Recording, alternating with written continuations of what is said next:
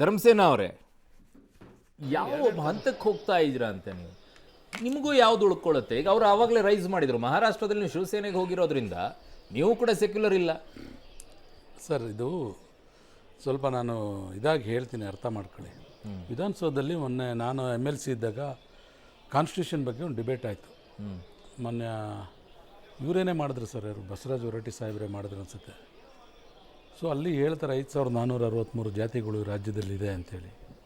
ಮೋದಿ ಸಾಹೇಬ್ರ ಕೈನಲ್ಲಿ ಪಾರ್ಲಿಮೆಂಟಲ್ಲಿ ಹೇಳಿಸ್ತಾರೆ 9000 ಜಾತಿಗಳಿದೆ, 9 ಧರ್ಮ ಇದೆ ಅಂತೇಳಿ.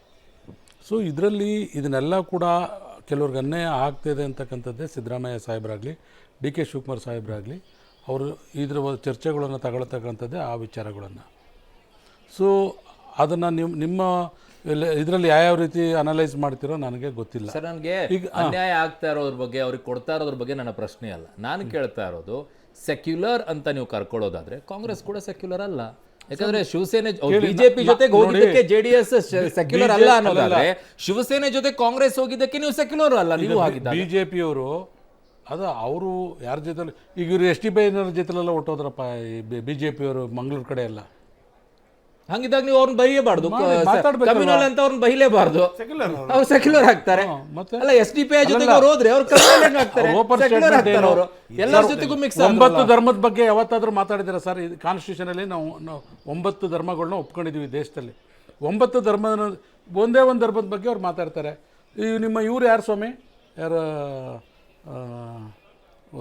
ಇವರಿದಾರಲ್ಲಪ್ಪ ಹೋಮ್ ಮಿನಿಸ್ಟ್ರು ಅಮಿತ್ ಶಾ ಅವರು, ಯಾವ ಧರ್ಮದವರು? ಅವ್ರು ಹೆಂಗೆ ಇರಿಸ್ಕೊಂಡಿದ್ದೀರಿ ನೀವು? ಅವರು ಇದಲ್ವ, ಅವರು ಜೈನ್ ಧರ್ಮದವರಲ್ವಾ? ನೀವು ಒಂದೇ ಧರ್ಮ ಅಟ್ಲೀಸ್ಟ್ ಹೇಳ್ಬೇಕು. ಹಿಂದೂ ಧರ್ಮ ಜೈನ್ ಧರ್ಮನ ಮಾತ್ರ ಮಾಡ್ತೀವಿ, ಹಿಂದೂ ಧರ್ಮ ಅಂತ ಮಾತ್ರ ಒಂದು ಹೇಳ್ತೀರಿ. ನಾನು ಹೇಳೋದು ದಯಮಾಡಿ ಅರ್ಥ ಮಾಡ್ಕೊಳ್ರಿ. ನೀವು ಒಂದೇ ಧರ್ಮದ್ದು ಹೇಳ್ತೀರಿ, 9 ಧರ್ಮದ್ದು ಎಲ್ಲೂ ಮಾತಾಡ್ತಾ ಇಲ್ಲ. ನೋಡಿ ಸರ್, ನಮ್ಮ ತಪ್ಪಿದ್ರೆ ನೀವು ಹೇಳಿ ಸರಿಪಡಿಸ್ಕೊಳ್ತೀವಿ, ನಿಮ್ಮ ಸರಿ ತಪ್ಪಿದ್ರೆ ಸರಿಪಡಿಸ್ಕೊಳ್ಳಿ, ಸರಿಯಾಗಿದ್ರೆ ಚೆನ್ನಾಗಿ ಅದೇ ಇರಲಿ, ಹೋಗಿ. ಅಲ್ಲ ಸರ್, ಪಾಯಿಂಟ್ ಹೇಳ್ಬಿಡ್ತೀನಿ. ನಾನು ಆಗ್ಲಿಂದ ಮಾತಾಡಿಲ್ಲ, ಒಂದು ನಿಮಿಷ. ಈಗ ಚರ್ಚೆ ನಡೀತಾ ಇರೋದು ಕಮ್ಯುನಲ್ಲು, ಜಾತ್ಯತೀತತೆ ಎಲ್ಲದ್ರ ಬಗ್ಗೆನೂ.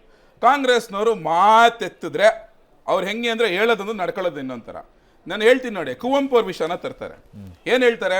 ಸರ್ವ ಜನಾಂಗದ ಶಾಂತಿಯ ತೋಟ ಅಂತ ಹೇಳ್ತಾರೆ. ಬಟ್ ಕಳೆದ 10 ತಿಂಗಳಿಂದ ನೀವು ಅಧಿಕಾರಕ್ಕೆ ಬಂದಾಗ ಅವ್ರು ನಡ್ಕೊಂಡಿರೋ ರೀತಿ ನೋಡಿದ್ರೆ, ಅವರು ಕರ್ನಾಟಕನ ಅಲ್ಪಸಂಖ್ಯಾತರ ಓಲೈಕೆಯ ತೋಟ ಮಾಡಕ್ ಕೊಟ್ಟಿದ್ದಾರೆ. ನೀವೇ ನೋಡ್ರಿ, ಸಿದ್ದರಾಮಯ್ಯ 10,000 ಕೋಟಿ ಕೊಡ್ತೀನಿ ನೋಡಿ.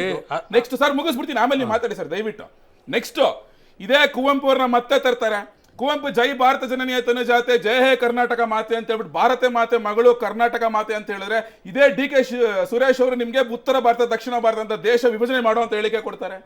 ಅಷ್ಟೇ ಯಾಕೆ, ಮತ್ತದೇ ಕುವೆಂಪು ಅವರು ಕೈ ಮುಗಿದು ಒಳಗೆ ಬಾ ಜ್ಞಾನ ದೇಗುಲವಿದು ಅಂತ ಹೇಳಿದ್ರೆ, ಆ ಕೈ ಮುಗಿದು ಅನ್ನೋದನ್ನ ಕಟ್ ಮಾಡ್ಬಿಟ್ಟು ಧೈರ್ಯವಾಗಿ ಪ್ರಶ್ನಿಸು ಅಂತ ಹೇಳಿ ಶಾಲೆಗಳ ಮುಂದೆ ಹೇಳ್ಬಿಟ್ಟು, ಅಲ್ಲೂ ಅಷ್ಟೇ ನಿಮ್ಗೆ ಕುವೆಂಪು ಅವರ ಆಶಯಗಳ ವಿರುದ್ಧವಾಗಿ ನಡ್ಕೊಂತಾರೆ. ಕಾಂಗ್ರೆಸ್ ಹಿಂಗೆ ಹೇಳೋದು ಅಷ್ಟೇ, ಮುಂದೆಗಡೆ ನಾನು ಜಾತ್ಯತೀತವಾದಿ, ನಾನು ಇವರು ಕಮ್ಯುನಲ್ ಬಿಜೆಪಿ ಅವರು, ತಿರ್ಗ ನಾನು ಕುವೆಂಪು ಅವ್ರನ್ನ ಫಾಲೋ ಮಾಡೋದು ಅಂತ ಹೇಳ್ಬಿಟ್ಟು. ಬಟ್ ಹಿಂದೆಗಡೆ ಹೋಗಿ ನೋಡಿದ್ರೆ ಎಲ್ಲ ಅವರ ಆಶಯಗಳ ವಿರುದ್ಧವಾಗಿ ನಡ್ಕೊಂಡ್ ಬರ್ತಾ ಇರೋದು. ಟೈಮ್ ಇಲ್ಲ. ಗಂಗಾಧರ ಮೂರ್ತಿ ಅವರೇ, ಹಳೆ ಮೈಸೂರು ಭಾಗದಲ್ಲಿ JDS ನ ಮೈತ್ರಿಯ ಬಿಜೆಪಿ ಮೈತ್ರಿಯನ್ನ ಒಡೆದು ಹಾಕೋಕೆ ಸಿದ್ದರಾಮಯ್ಯ ಸ್ಟ್ರಾಟಜಿ ಮಾಡ್ಕೊಳ್ತಾರೆ, ಅದಕ್ಕೆ ತಕ್ಕಂಗೆ ಹೇಳಿಕೆಗಳನ್ನು ಕೊಡ್ತಾರೆ. ಇದು ರಾಜಕೀಯವಾಗಿ ಮಾತ್ರ ಸೀಮಿತವಾದಂಗಿದೆ, ನಿಮ್ಮನ್ನ ಟಾರ್ಗೆಟ್ ಮಾಡೋಕ್ ದೃಷ್ಟಿಯಿಂದ ತಪ್ಪೇನಿದೆ ಪೊಲಿಟಿಕಲಿ ಹಳೆ ಮೈಸೂರು ಭಾಗದಲ್ಲಿ? ಈ ರಾಜ್ಯದಲ್ಲಿ ಸಿದ್ದರಾಮಯ್ಯನವರೇನು ಮೊದಲಿಗರೇನಲ್ಲ. ದೇವೇಗೌಡರ ರಾಜಕೀಯ 60 ವರ್ಷದ ಇತಿಹಾಸದಲ್ಲಿ ಭಾಳ ಜನ ದೇವೇಗೌಡರಿಗೆ ಮತ್ತು ಹಳೆ ಮೈಸೂರು ಭಾಗದಲ್ಲಿ ಅವರ ಸಾಮರ್ಥ್ಯವನ್ನು ಕಿತ್ಕೊಳ್ಳಲಿಕ್ಕೆ ಎಲ್ಲ ನಾಯಕರು ಪ್ರಯತ್ನ ಪಟ್ಟಿದ್ದಾಯಿತು. ವೀರಪ್ಪ ಮೊಯ್ಲಿಯಿಂದ ಹಿಡಿದು, ಬಂಗಾರಪ್ಪನವರಿಂದ ಹಿಡಿದು, SM ಕೃಷ್ಣವರಿಂದ ಹಿಡಿದು ಇವತ್ತಿನ ಸಿದ್ದರಾಮಯ್ಯನವ್ರಿಗೂ ಕೂಡ. ಬಿಜೆಪಿ ಅದರಲ್ಲಿ ಪಾರ್ಟ್ಲಿ ಯಶಸ್ವಿ ಆದ. ಇಲ್ಲಿ ಕೇಳಿ ಒಂದು ನಿಮಿಷ. ಸೋಲು ಗೆಲುವು ನಮಗೆ ಜನತಾದಳಕ್ಕೆ. ದೇವೇಗೌಡರು 2 ಕಡೆ MLA ಚುನಾವಣೆ ಸೋತ್ಬಿಟ್ಟವ್ರೆ. 89ರಲ್ಲಿ ಸೋತಿ 91ಕ್ಕೆ MP ಆಗಿ, 94ಕ್ಕೆ ಮುಖ್ಯಮಂತ್ರಿ ಆಗಿ, 96ಕ್ಕೆ ಪ್ರಧಾನಮಂತ್ರಿನೂ ಆಗ್ಬಿಟ್ರು. ಯಾರೂ ತಪ್ಸಕ್ಕಾಗಲಿಲ್ಲ. ಆದರೆ ಚುನಾವಣಾ ರಾಜಕಾರಣ ಮಾಡಿ ನಮ್ದೇನು ಅಭ್ಯಂತರ ಇಲ್ಲ. ಈಗ ಮೊನ್ನೆ ಸಿದ್ದರಾಮಯ್ಯನವರು ಈಗ ಶಾಸಕರು ಹೇಳ್ದಂಗೆ ಹಳೆ ಮೈಸೂರಿನ ಭಾಗದ ಶಾಸಕರ ಸಭೆ ಕರೆದಿದ್ದೀವಿ, ಚುನಾವಣಾ ರಣತಂತ್ರ ಫೈನ್ ಮಾಡಬೇಕು. ಈಗ ಲಾಸ್ಟ್ ಟೈಮು ನಾವು ಮಂಡ್ಯದಲ್ಲೋ ಹಾಸನಲ್ಲೋ 8-8 ಗೆದ್ದಿದ್ವಿ. ಈ ಸಲ ನಾವು ಕಾಂಗ್ರೆಸ್ 7 ಗೆದ್ದಿದೆ, ನಾವು 1 ಗೆದ್ದಿದ್ದೀವಿ. ಚುನಾವಣಾ ರಾಜಕಾರಣ ಹಂಗೆ. ಲಾಸ್ಟ್ ಟೈಮು ಕಾಂಗ್ರೆಸ್ ಅವ್ರ ಜೊತೆ ಹೋಗಿ MP ಚುನಾವಣೆ ಮಾಡೋದಕ್ಕೆ ನಾವು ಸೋತ್ವಿ. ಮನೆ ಡಿ ಕೆ ಸುರೇಶ್ ಅವರು ಏಕೈಕ ಒಬ್ಬ ವ್ಯಕ್ತಿನ ನಾವು ಗೆಲ್ಸಿದ್ವಿ. yes. ಅದೇ ರೀತಿ ಪ್ರಜ್ವಲ್ ರೇವಣ್ಣ ಅವ್ರನ್ನ ಕಾಂಗ್ರೆಸ್ ಅಲ್ಲಿ ಸಪೋರ್ಟ್ ಮಾಡಿ ಗೆಲ್ಲಿಸ್ತು. ಆದ್ರೆ ಒಂದು ತಿಳ್ಕೊಳ್ಳಿ, ಚುನಾವಣೆ ಇದು ಒಂದೇ ವಿಷಯದ ಮೇಲೆ ನಿಂತಿರಲ್ಲ. ಭಾರತದ ಚುನಾವಣೆ, ರಾಷ್ಟ್ರದ ಚುನಾವಣೆ ರಾಷ್ಟ್ರೀಯ ವಿಷಯಗಳ ಮೇಲೆ ನಿಂತಿರ್ತದೆ ಹೊರತು ಇಲ್ಲಿರ್ತಕ್ಕಂಥ ಸ್ಥಳೀಯ ಸಮಸ್ಯೆಗಳ ಮೇಲೆ ನಿಂತಿರಲ್ಲ.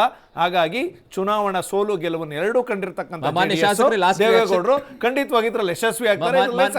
ಮಾನ್ಯ ಶಾಸಕರೇ, ಮೈತ್ರಿಯ ಮೊದಲ ಯತ್ನ ಶಿಕ್ಷಕರ ಕ್ಷೇತ್ರದಲ್ಲಿ ಸೋತಿದ್ರಿಂದಾನೇ ನಾವು ಲೋಕಸಭೆಯಲ್ಲಿ ಗೆದ್ದು ಬಿಡ್ತೀವಿ ಅನ್ನುವಂಥ ವಿಶ್ವಾಸ ಸಿದ್ದರಾಮಯ್ಯನವರು ವ್ಯಕ್ತಪಡಿಸ್ತಾ ಇದ್ದಾರೆ. What you want to comment on that?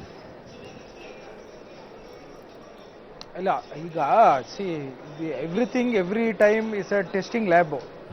C this is a primary exams.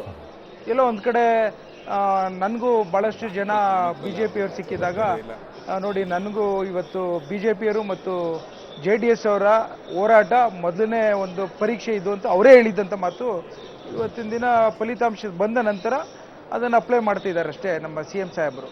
So ಹಾಗಾಗಿ ಒಂದು ಪ್ರೈಮರಿ ಎಕ್ಸಾಮ್ಸಲ್ಲಿ ನಾವು ಪಾಸ್ ಆಗಿದ್ದೀವಿ. Main battle is there in front Lok Sabha elections. ಎಲ್ಲ ಒಂದು ಕಡೆ ನಾನು ತಿಳಿದಂಗೆ ನಮಗೂ ಜೆ ಡಿ ಎಸ್ ಅವರು ನಡೆದಂಥ ಸ್ನೇಹ ಸಂಬಂಧದ ಸಮ್ಮಿಶ್ರ ಸರ್ಕಾರದಲ್ಲಿ ಒಳ್ಳೆ ರಿಸಲ್ಟ್ಸ್ಗಳು ಬರಲಿಲ್ಲ. ಸೊ ಹಾಗಾಗಿ B J P might not gain much with J D S. ನಾನು ತಿಳಿದಂಗೆ ಕಾಂಗ್ರೆಸ್ ಅವ್ರಿಗೂ ಒಳ್ಳೆ ಫಲಿತಾಂಶ ಕರ್ನಾಟಕದಲ್ಲಿ ಬರುತ್ತೆ. ಭಾರತದ ಬಗ್ಗೆ ನಾನು ಮಾತಾಡೋದು. ತುಂಬಾ ಧನ್ಯವಾದಗಳು ಮಾನ್ಯ ಶಾಸಕರೇ. ಧರ್ಮಸೇನ ಸರ್, ಲಾಸ್ಟ್ ನಂದೊಂದು ತಗೊಂಬಿಡಿ. ಟೈಮ್ ಇಲ್ಲ ಸರ್, ಈಗ ಅವ್ರು ಹೇಳಿದ್ರಲ್ಲ ಕುವೆಂಪು ಅವ್ರ ಬಗ್ಗೆ, ಜಯ ಭಾರತ ಜನನೀಯ ತನುಜಾತೆ ಕೊಟ್ಟಿದ್ದು ಕಾಂಗ್ರೆಸ್ ಸರ್ಕಾರ ಇಲ್ಲಿ ಇದಕ್ಕೆ. ಮತ್ತೆ ಬಸವಣ್ಣವ್ರ ಫೋಟೋ ಇಲ್ಲ, ಕಾಂಗ್ರೆಸ್ ಧನ್ಯವಾದಗಳು. ವಾರ ಮುಗಿಸ್ತಾ ಇದ್ದೀನಿ.